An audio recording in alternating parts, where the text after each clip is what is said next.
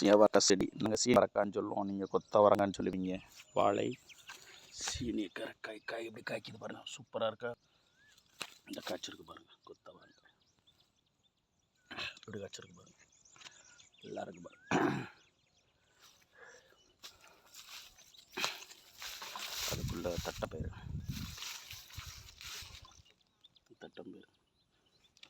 செடி எல்லாம் வரும்.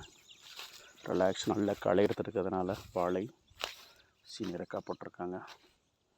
அழகாக களை எடுத்துருக்கிறதுனால அழகாக இருக்க பாருங்க செடி. நல்ல களை புல்லெல்லாம் அழகாக வெட்டி போடும்போது செடி தனியாக தெரியுது பாருங்க. இந்த செடி இது தட்டைப்பயிறு, இது சீனியரக்காய் தனித்தனியாக இருக்கிறதுனால புல்லெல்லாம் அழகாக வெட்டி போட்டாங்கல்ல, அழகாக இருக்குது பாருங்கள். நல்லா காய்ச்சிரும். ஒவ்வொரு செடியிலையுமே தனியாக இடம் விட்டுருக்கிறதுனால நல்லா அருமையாக காய்க்கும். வாழை கரையோரம்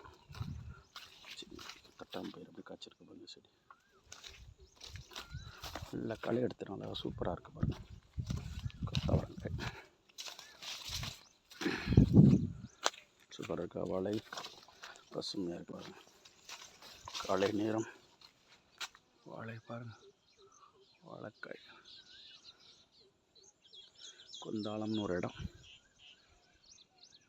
இந்த காலத்தில் எங்கள் தாத்தா சம்பாரிச்சு வச்ச இடங்கள். இங்கே கொஞ்சம் இடம் இருக்குது.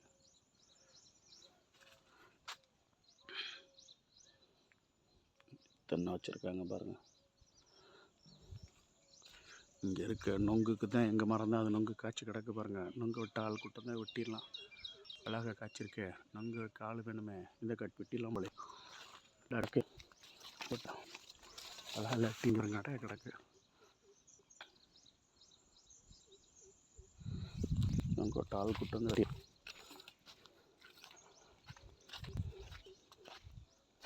சூப்பர்.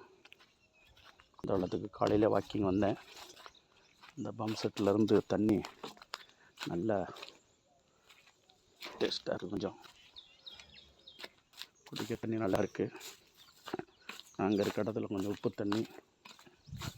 அதனால் இங்கே குடிச்சிட்டு வாட்டர் கேனா கிடைக்கல. இந்த கேனை கிடச்சிச்சு. இதில் ஒரு 5 லிட்டரு நம்ம 2 நாளைக்கு குடிச்சிக்கலாம், 2 நாளைக்கு. அதனால் எடுத்து வந்திருக்கேன். இந்த பம்ப் செட்டு தண்ணி போட்டு விட்டு மக்கள் பாருங்கள், இங்கே வண்டி நிறுத்திட்டு விவசாயத்தை பார்ப்பாங்க.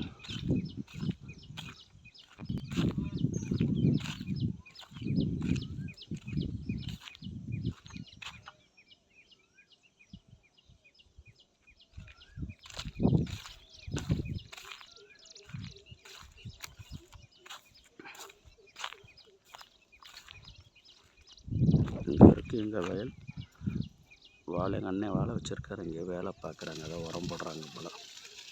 தண்ணியை போட்டார் மாப்பிள்ள. தண்ணியை பிடிச்சிருவோம் கேனில். நீ பழனியா என்ன பருத்தி போட்டிருக்கியா? பருத்தி போட்டிருக்க. வேறு சீனியரக்காய் காய்கறி போட வேண்டியதுனையா? பாடுபட முடியல. பருத்தினை வீட்டில் எடுத்துக்கிட்டு போட்டுடலாம். சூப்பரியா, வேலையை பார்த்துட்டு